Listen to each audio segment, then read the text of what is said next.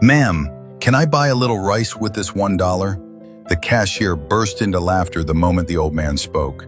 "Seriously, old man? $1? Even beggars wouldn't take that. If you want food, check the trash. Much faster." People in line covered their mouths, snickering. Someone shouted, "Hey, Grandpa, why don't you ask God? Maybe he'll give you some rice." Laughter echoed through the store, mocking a man too weak to defend himself. But none of them knew. Within minutes, the old man would do something that wiped the smiles off every face in that room. It happened in a small grocery store on the outskirts of Houston.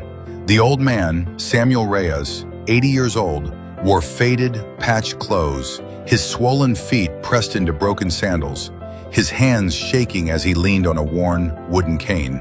Still, he held out his wrinkled dollar bill. "I'm not trying to cause trouble," he whispered. "I just haven't eaten since yesterday." The cashier rolled her eyes. "Sir, please, don't make this harder." More laughter. Samuel stayed quiet, then slowly reached into his pocket and pulled out a tiny cloth pouch.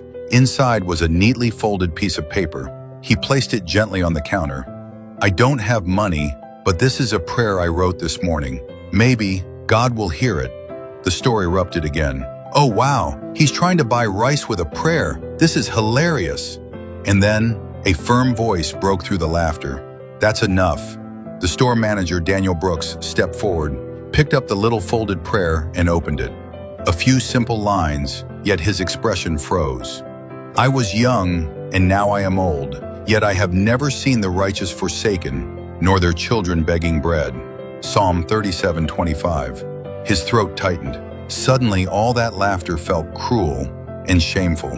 He looked at Samuel with a gentleness no one expected. "Sir, please wait right here." Everyone stared. Daniel walked to the back room and returned carrying a large box of groceries. Rice, milk, canned food, bread, eggs. Enough for an entire month. He set it on the counter with a heavy thud.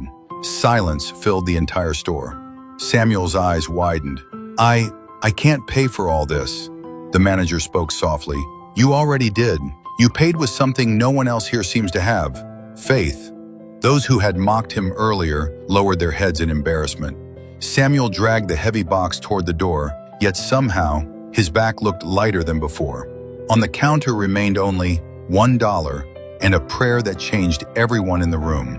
Daniel stared at it for a long time and whispered, "Some people have nothing, and yet they're richer than all of us." If this story touched your heart, comment "faith" so more people remember faith never embarrasses anyone.